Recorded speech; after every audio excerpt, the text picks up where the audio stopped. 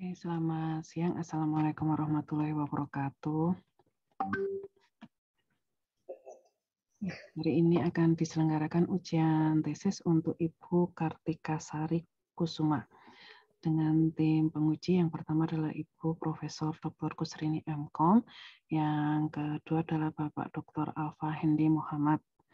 Oke, Ibu Kartika, nanti Bu Kartika diminta untuk memaparkan tindak lanjut dari setiap catatan revisi yang diberikan oleh tim penguji seminar hasil penelitian tesis.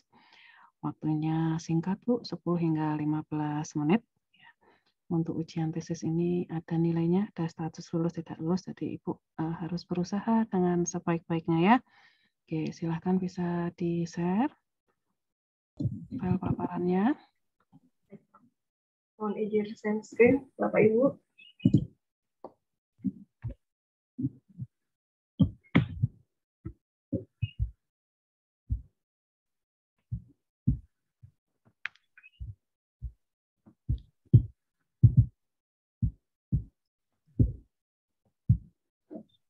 Ya. Apakah sudah terlihat? Sudah. Bu Kartika kalau mau berdoa terlebih dahulu biar tenang, biar lancar, monggo dipersilahkan.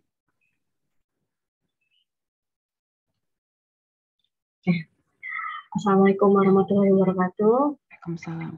Bapak Ibu penguji, perkenalkan nama saya Kartika Sari Kusuma.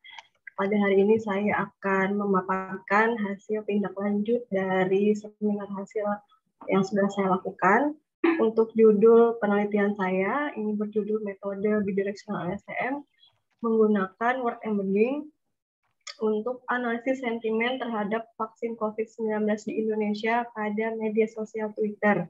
Dengan pembimbing utama Ibu Profesor Dr. Emma Utami, SSI MKom, dan pembimbing pendamping Bapak Hanif Al-Fatah MKom.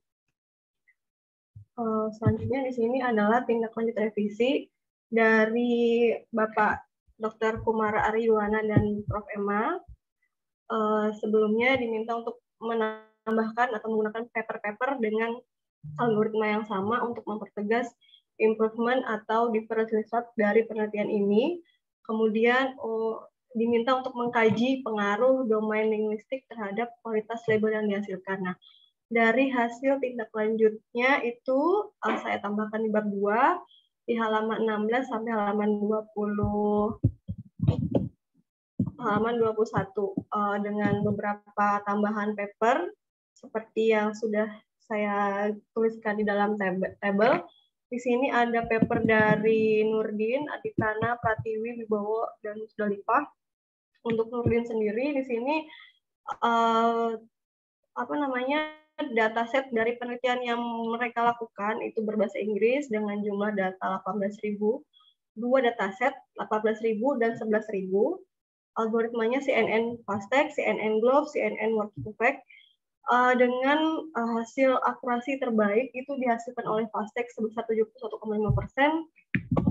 dan 98% untuk versi yang kedua. Lalu dari penelitian Adiprana, ini dataset berbahasa Inggris namun diterjemahkan ke dalam bahasa Indonesia menggunakan algoritma BLSTM dan FastText dan BLSTM dan Glove.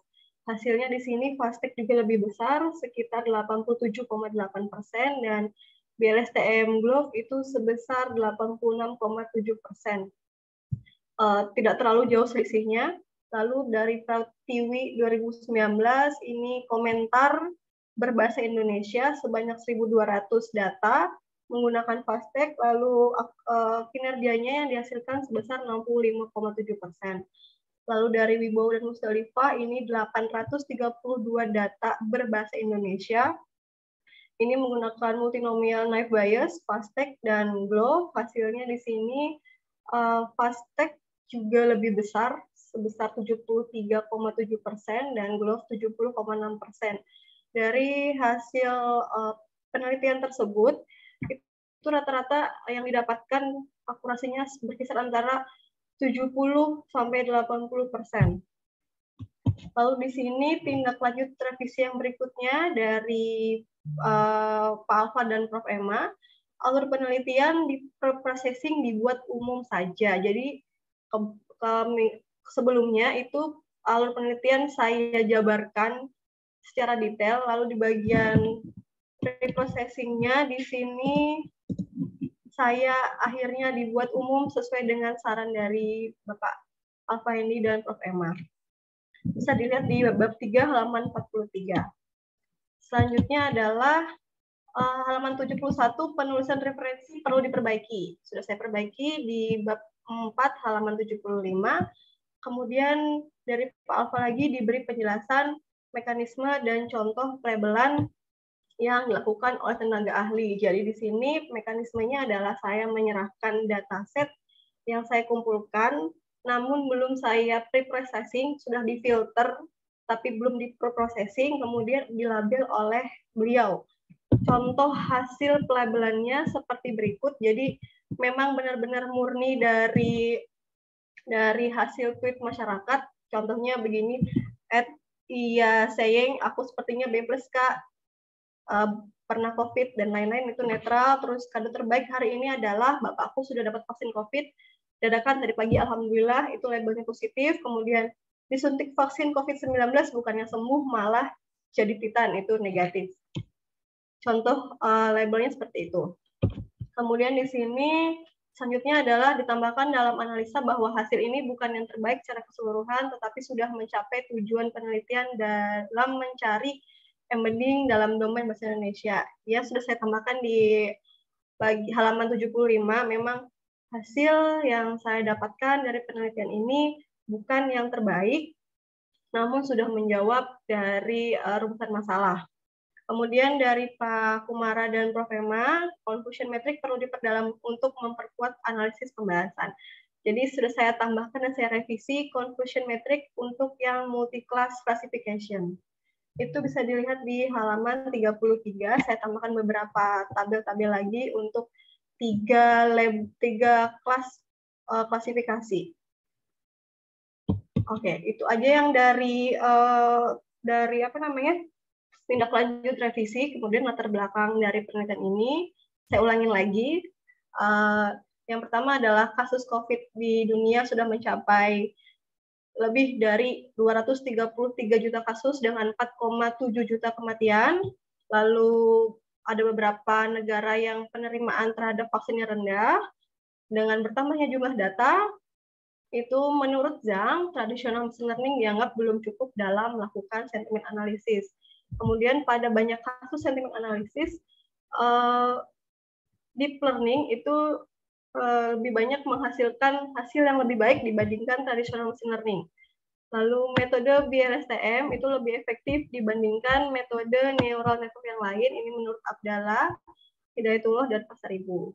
Lalu yang terakhir, BLSTM jika dikombinasikan dengan word embedding dapat menghasilkan akurasi yang lebih baik. Ini adalah saran dari Riza dan Haribaldi tahun 2021.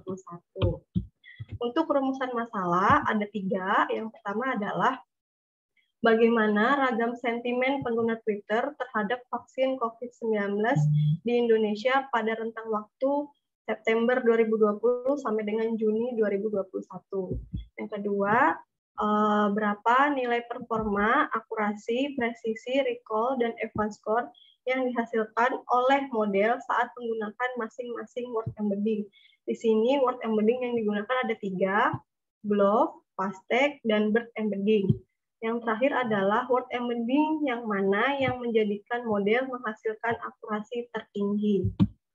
Batasan masalah ada beberapa. Yang pertama, dataset yang digunakan adalah yang berbahasa Indonesia, diambil dari Twitter menggunakan kata kunci vaksin COVID pada periode September 2020 sampai dengan Juni 2021. Lalu data itu berformat teks yang diambil menggunakan metode scraping menggunakan tools namanya SNScrape. Lalu data yang sudah dikumpulkan di filter. Filterisasi itu menghapus tweet dari akun lembaga, organisasi, dan situs berita. Lalu yang keempat adalah dataset yang digunakan merupakan tweet berbahasa Indonesia dari seluruh masyarakat Indonesia, baik yang belum menerima vaksin dan yang telah menerima vaksin COVID-19. Tweet yang diambil sebagai dataset merupakan pernyataan atau pertanyaan yang diposting pada akun Twitter. Proses pelabelan dilakukan secara manual dan melibatkan pakar ahli dari bidang psikologi, khususnya psikologi industri. Kemudian teknik pre-processing yang digunakan itu adalah case folding, remove punctuation, stop word removal, stemming, slang word, dan identifikasi frasa. Platform yang digunakan di sini menggunakan Google Colab dan Google Colab Pro. Sentimen analisis diklasifikasikan menjadi 3, positif, negatif, dan netral. Kemudian sentimen dilakukan terhadap semua jenis vaksin COVID-19 tanpa ada pembedaan jenis. Selanjutnya adalah komposisi dataset yang digunakan adalah 80% untuk training dan 20% untuk testing. Jumlah IPO yang digunakan untuk training sebanyak 100 IPO. Lalu metode yang digunakan untuk sentimen analisis adalah BLSTM dengan kombinasi word embedding, FastTech, Glove, dan BERT.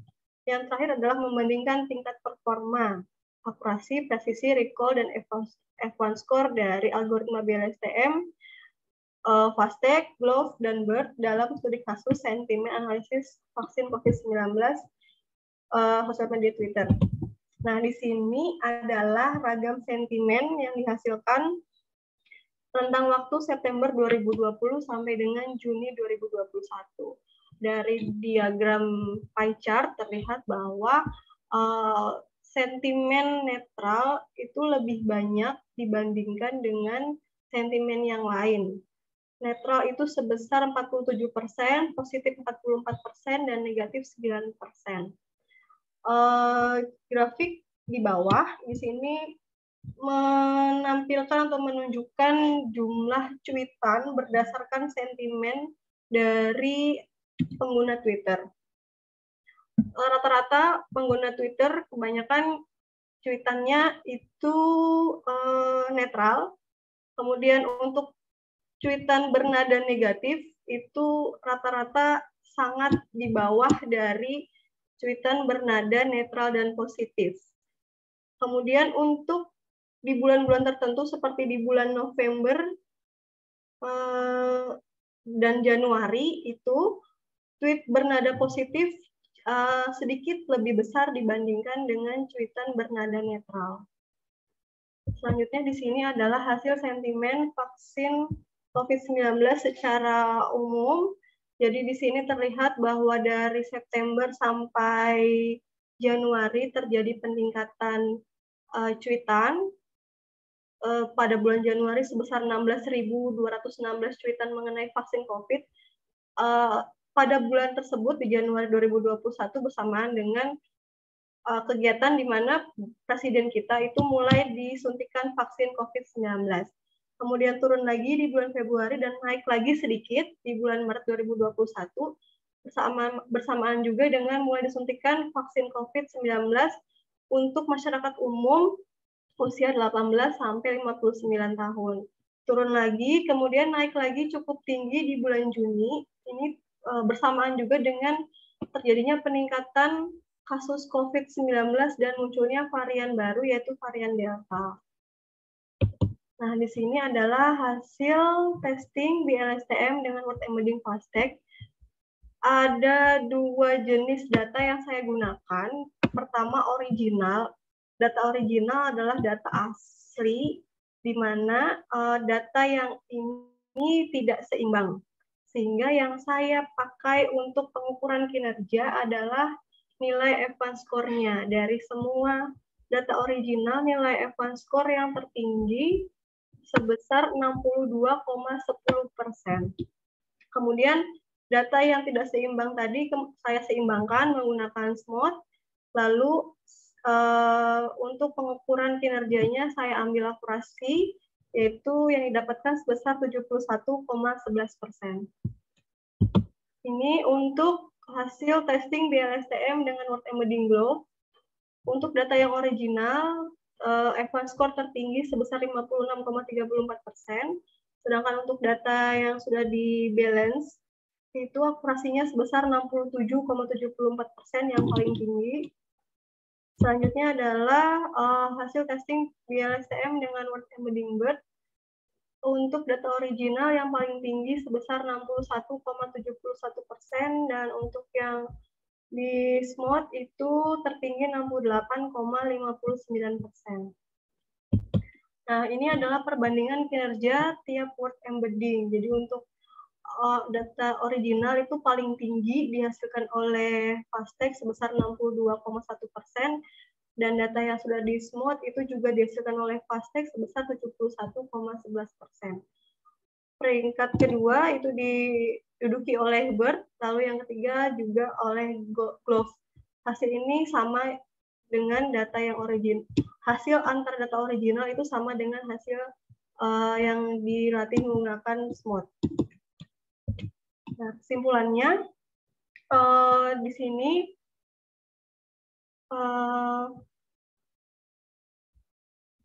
sentimen negatif itu paling sedikit dihasilkan selama rentang waktu September 2020 sampai dengan Juni 2021.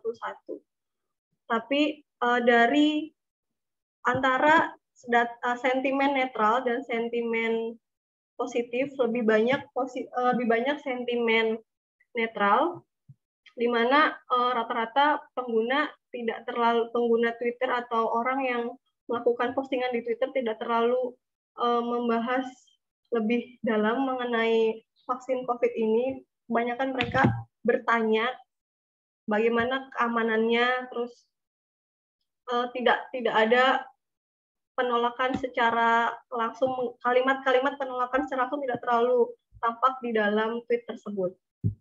Selanjutnya di sini dari hasil pengujian dari semuanya itu ternyata yang diperoleh yang paling tinggi kinerjanya itu dari Fastech sebesar 71,11%. Saran di sini yang pertama adalah jika peneliti selanjutnya memiliki resource komputasi yang besar, disarankan untuk melakukan fine tuning pada model BERT menggunakan dataset sendiri dengan harapan hal ini dapat meningkatkan akurasi dari penelitian ini.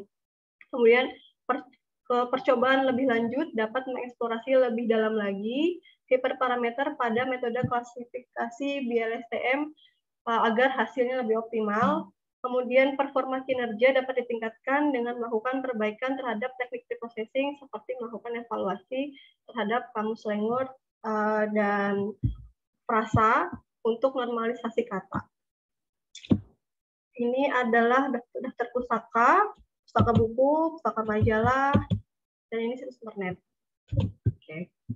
Sekian yang dapat saya sampaikan. Mohon masukan dan saran. Assalamualaikum warahmatullahi wabarakatuh. Waalaikumsalam warahmatullahi wabarakatuh. Terima kasih banyak paparannya.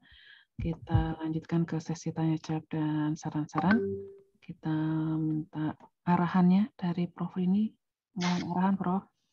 Oke, baik. Terima kasih, Bu. Selamat siang, Bu Kartika. Siang, Prof ini. Ya. Saya mengapresiasi tadi revisinya sudah banyak ya, dari saran-saran sebelumnya di seminar hasil sudah ditindaklanjuti ya. Ini beberapa hal saja mungkin untuk konfirmasi nih.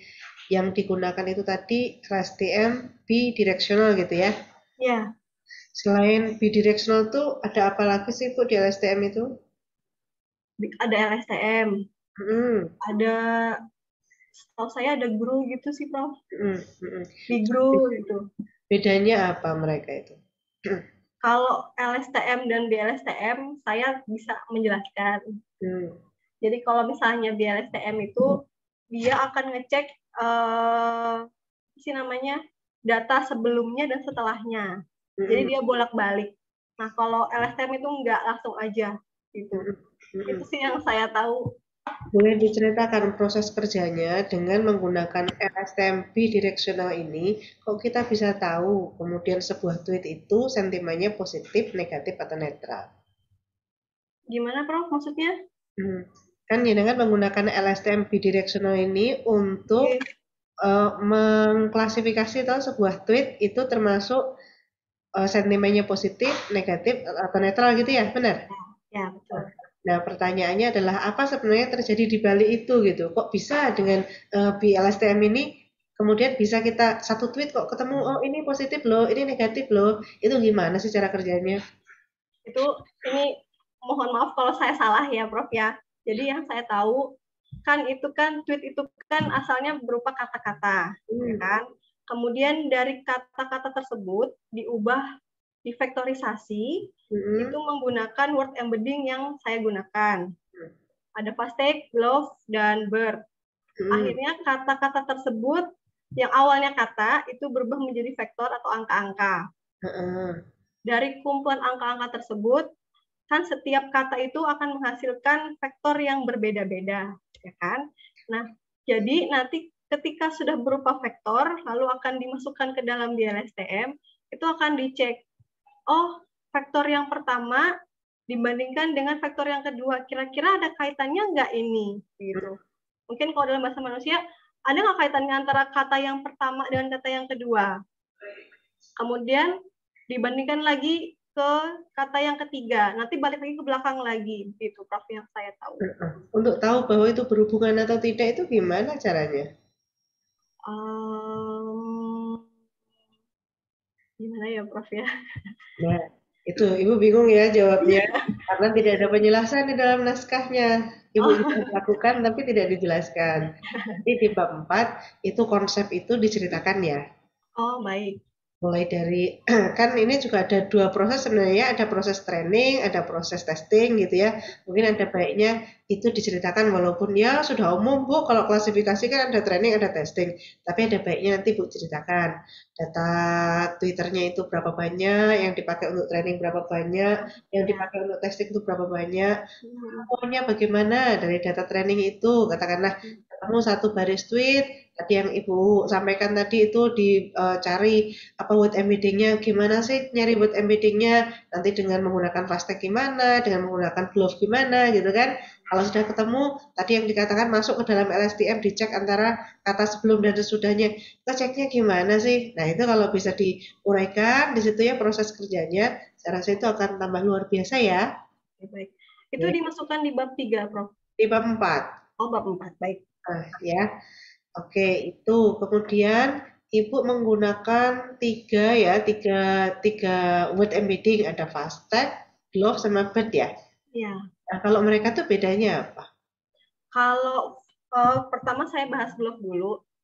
Glove ini adalah turunan dari word to fact. Jadi intinya glove dan fast tag itu hampir sama. Bedanya adalah, jadi kalau fast tag itu dia namanya kalau nggak salah, sebentar saya lihat contekan saya dulu ya Prof ya.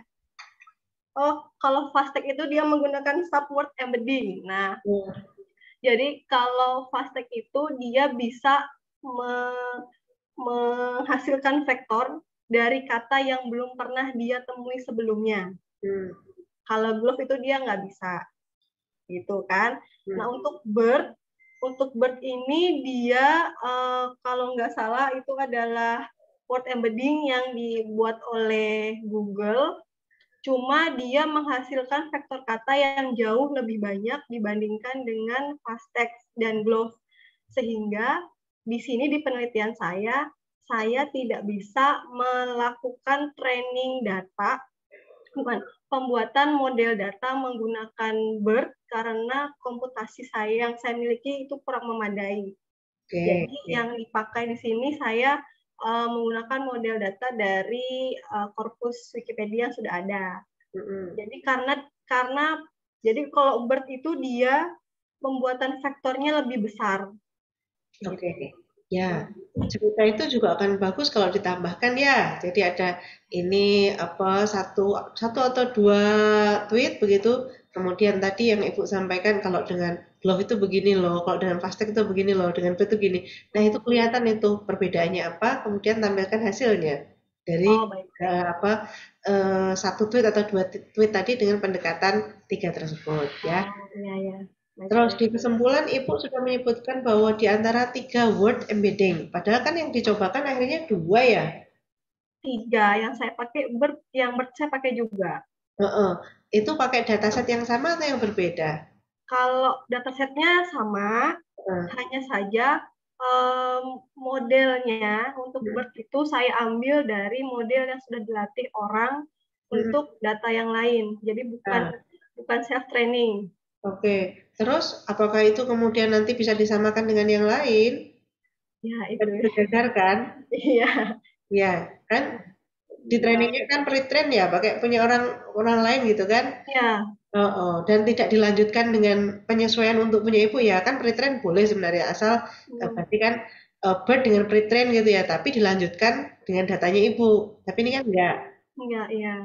Berarti kan ini datasetnya adalah data yang lain, bukan datanya ibu, hasil trainingnya Iya. datanya orang lain kok, ya.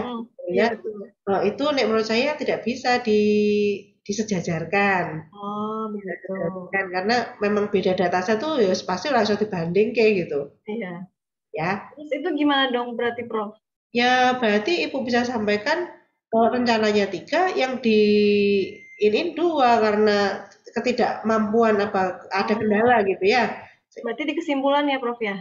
Ya di pembahasan juga disampaikan kan rencananya kan ada 3, tapi kan Iya. Ibu nanti bisa ceritakan bahwa yang ketiga itu seperti apa, birth seperti apa, tapi karena kendala komputasi ya ketidakmampuan ini berarti bagian itu kan tidak dilakukan sehingga tidak dibandingkan nanti di kesimpulan sudah tidak muncul lagi ya. Oh, baik. Oke, kemudian yang di kesimpulan itu disebutkan di antara 3 word embedding yang digunakan, tapi tidak menyebut word embeddingnya apa. Nanti mungkin kalau di kesimpulan itu jangan pakai apa ya kata kunci maksudnya sesuatu yang tersembunyi di naskah gitu yang harus nyari-nyari 3 tadi apa ya.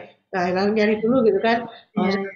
Oke Bu, kasih tahu aja di situ. Di antara yang digunakan itu apa dan apa, ternyata hasilnya apa. Sehingga kalau kita melihat kesimpulan itu yo langsung ngerti gitu tanpa harus membuka naskah secara keseluruhan ya. Oke, itu mungkin masukan dari saya. Terima kasih Prof. Emma. Terima kasih banyak Prof Rini. Ada 3 hal yang saya sarikan dari arahan Prof Rini. Yang pertama adalah perlu menambahkan penjelasan di bab 4 secara mendalam terkait bagaimana proses training itu berjalan, bagaimana proses testing itu berjalan. Kemudian kedua akan semakin lebih baik bila ditunjukkan pemrosesan dengan contoh 2 cuitan. Nah, 2 cuitan itu jangan yang sederhana-sederhana ya. Misalnya 2-3 kata yang agak panjang gitu ya. Yang ketiga adalah tambahkan dalam pembahasan terkait kendala komputasi yang dihadapi, sehingga yang awalnya itu direncanakan membandingkan 3 metode menjadi akhirnya 2 metode, sehingga nanti di kesimpulan itu ditariknya adalah hasil perbandingan dari 2 metode.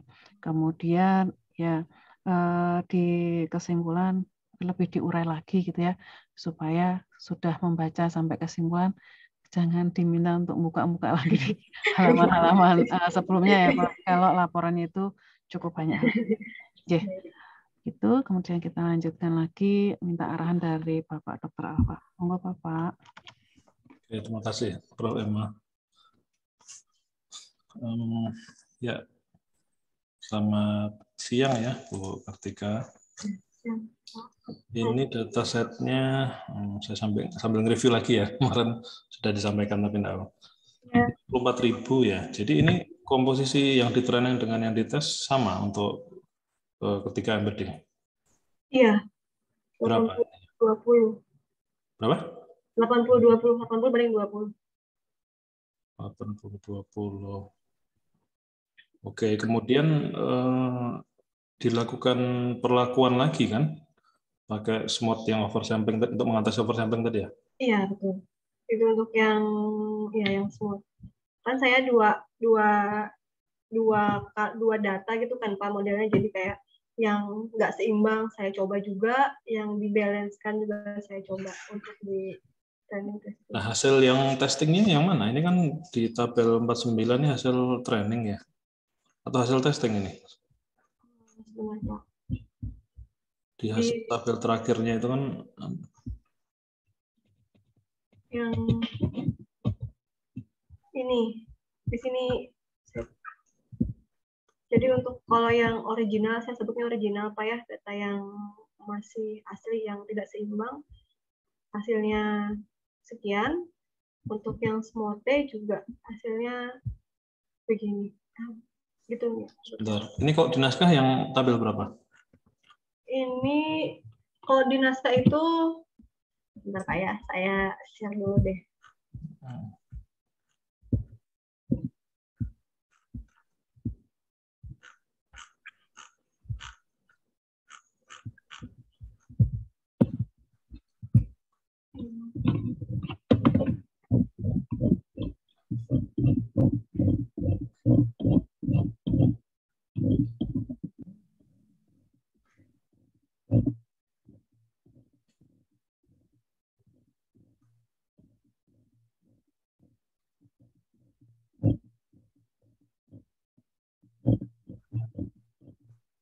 Ini yang di naskah Pak. Untuk semua keseluruhan semua word embedding-nya di halaman 73.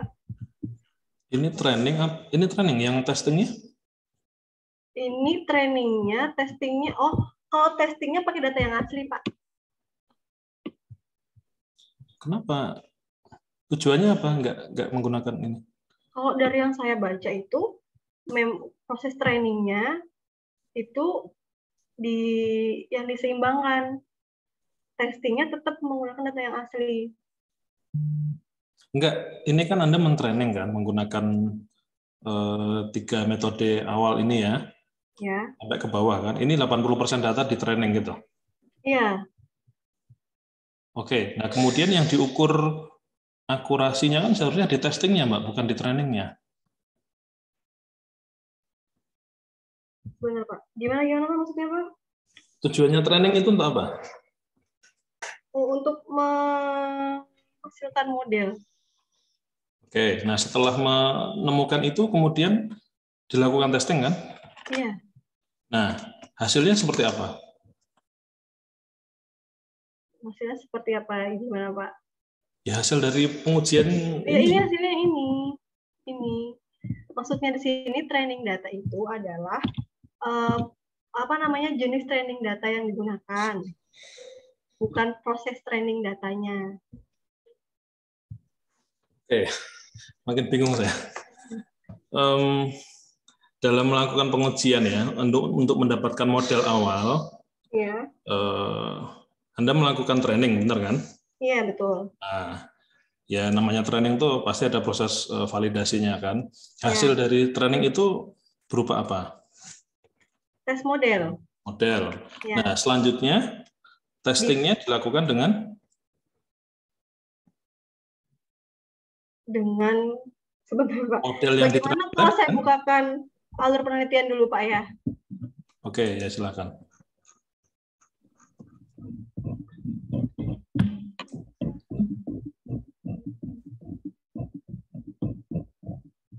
Nah, ini Pak. Ini kan data training dan validasi, ya kan? Kemudian data train itu di sini ada beberapa variabel trainingnya.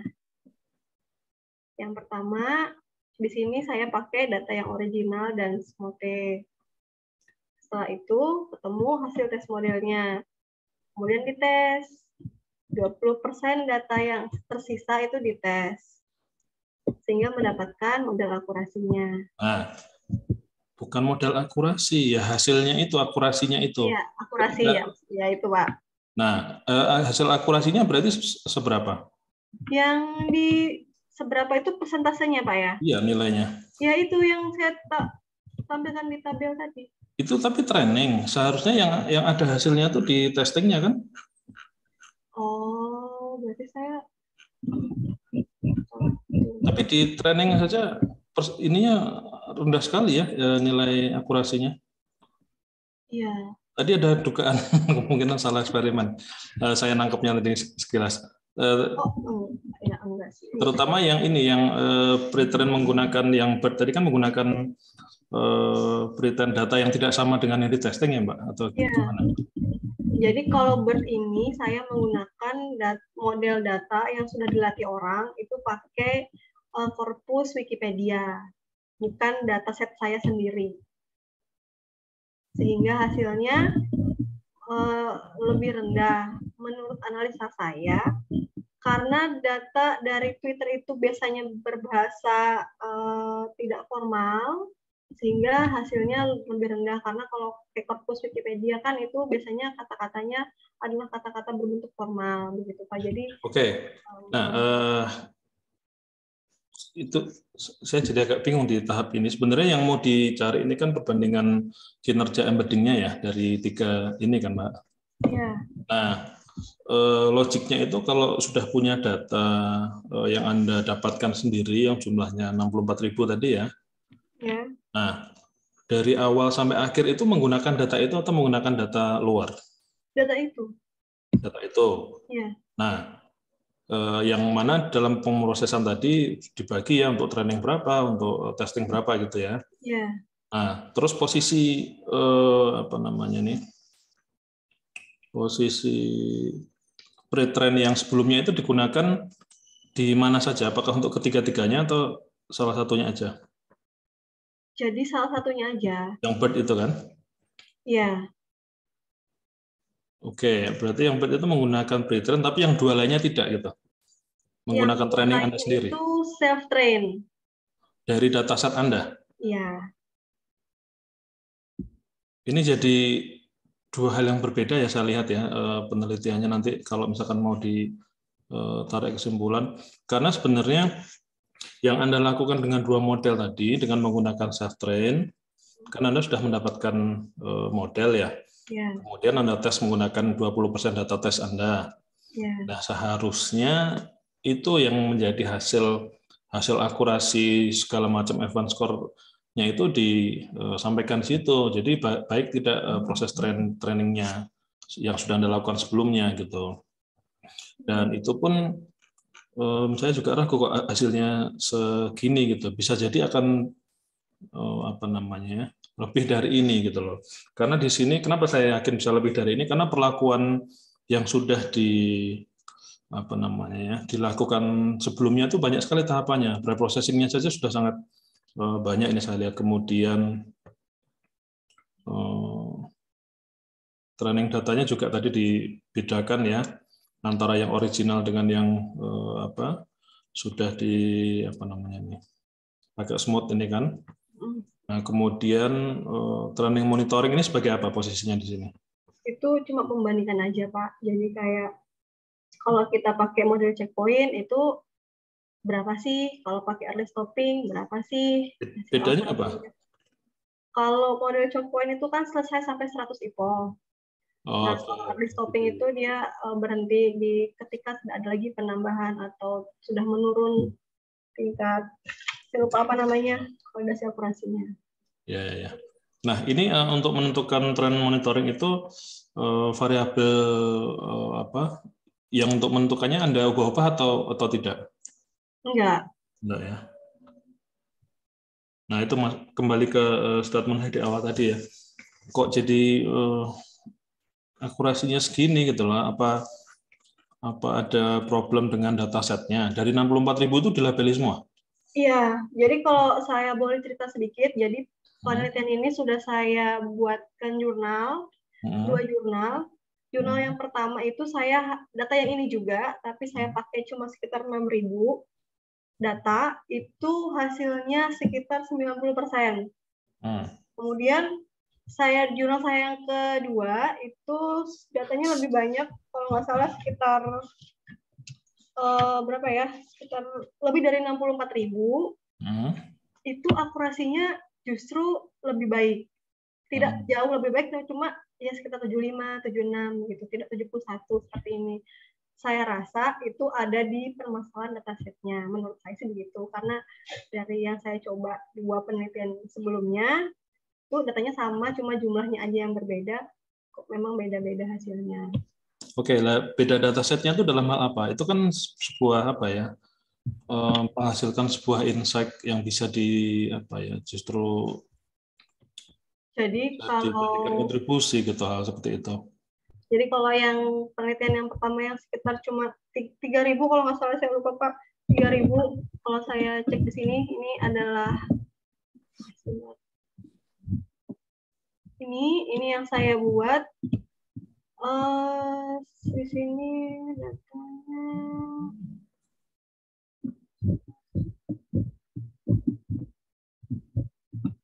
6.547. Oke, 6.000 itu juga nggak sedikit sebenarnya. Banyak. Iya, di sini dia 92%. Itu menggunakan embedding yang sama? Plastik dan glove Oke. aja, karena kan beratnya nggak bisa, kan Pak. Terus untuk yang penelitian yang kedua itu datanya sebesar lebih banyak. Kenapa lebih banyak? Karena di sini masih ada yang belum saya hilangkan, kayak data-data dari situs berita yang kebanyakan itu bersifat netral. Data yang saya gunakan di sini. Oke, tapi karakteristiknya sama dengan yang pertama tadi. Iya, sama. Nah, hasilnya berapa? Hasilnya di sini akurasinya saya cek 78,97. Nah, itu masih jauh lebih tinggi daripada yang sekarang gitu loh. Kenapa yang sekarang ini justru ngedrop gitu? Di mana Anda membuat banyak perlakuan. Nah, dugaan saya ada yang salah dengan eksperimennya gitu loh. Tadi kalau atau ini ya itu tadi saya nggak yakin ini tuh sebenarnya nilai akurasi dari men-state-nya jelas ini training gitu ya. Nah, ketika dites ke 20%-nya apakah angkanya segini gitu? Iya, Harusnya Pak. yang dilaporkan tuh yang 20% datanya, Mbak. Gimana? Iya, skripnya sama yang saya ambil sama dari situ. Jadi saya juga kurang tahu kenapa sampai jelek. Kalau yang ini memang tidak saya perlakukan SMOTE, jadi memang benar-benar data yang imbalance. Ya, SMOTE kan hanya untuk kasusnya unbalance kan, kalau balance sih enggak masalah. Ini originalnya juga rendah loh yang Anda buat itu. Ya. Nah, seharusnya kan ada timbul apa ya, penasaran gitu. Kalau meneliti itu gitu, jadi semakin penasaran gitu ya ketika dites makin banyak apa. Karena ini kan juga nanti bisa disangkutkan ke apa namanya ya, kesimpulan gitu loh.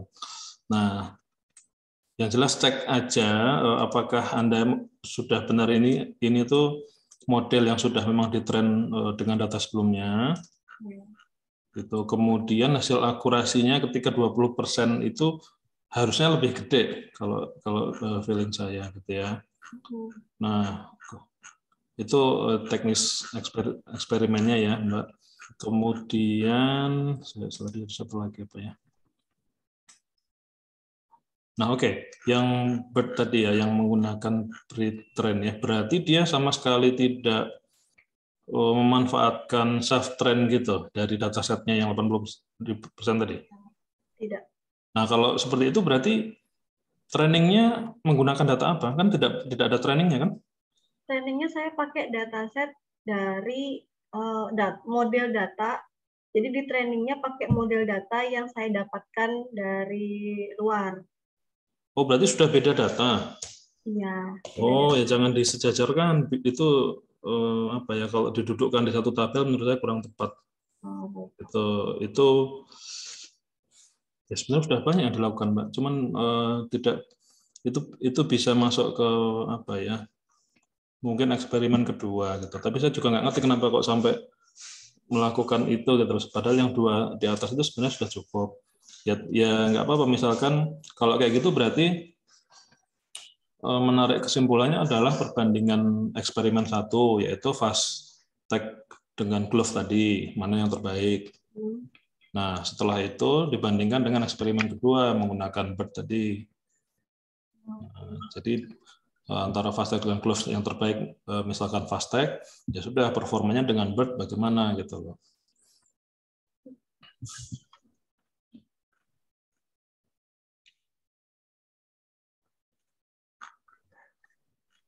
Gitu ya Mbak Kartika. Baik, Pak. Oke, terus oke sih saya kira yang lain sudah tidak masalah. Itu saja Prof. Emma dari saya. Terima kasih banyak Bapak Dr. Alfa. Nah, di sini saya meringkas ada dua hal penting. Yang pertama adalah coba dirunut untuk memastikan apakah ada kemungkinan kesalahan model atau modelnya memang telah melalui training yang memadai. Yang kedua, sebaiknya kesimpulan teknis menariknya adalah dilakukan pada setiap hasil skenario uji coba yang dilakukan. tadi ada berapa macam skenario. Nah, masing-masing skenario itu kemudian ditarik kesimpulannya hasilnya seperti apa. Gitu ya. Oke, Prof Rini, Dr. Alfa ada tambahan? Cukup, Bu. Oke, cukup. Ibu Kartika Sari saya tempatkan di waiting room terlebih dahulu ya, nanti saya panggil kembali.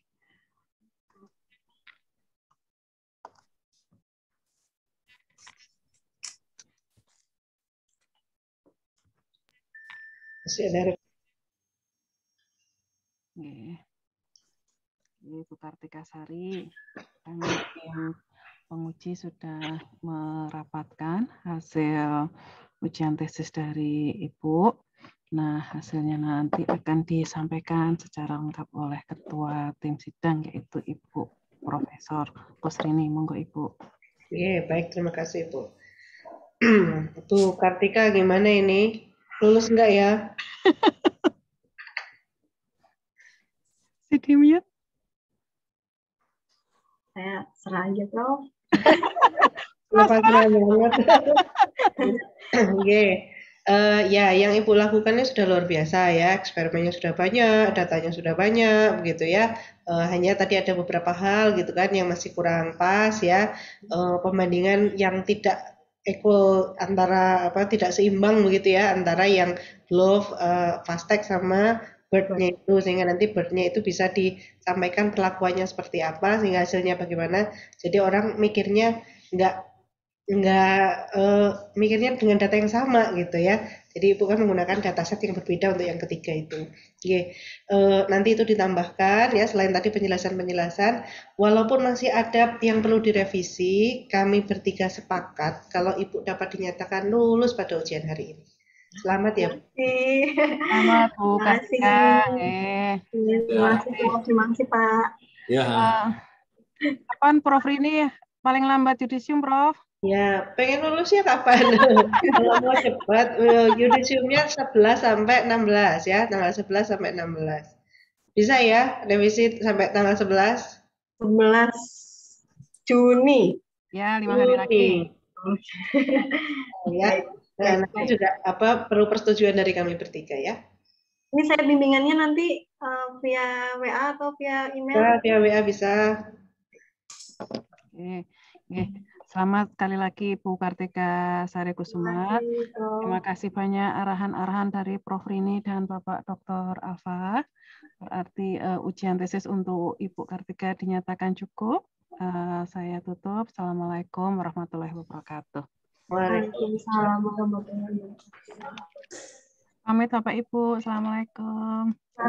Terima kasih Prof. Terima kasih Pak.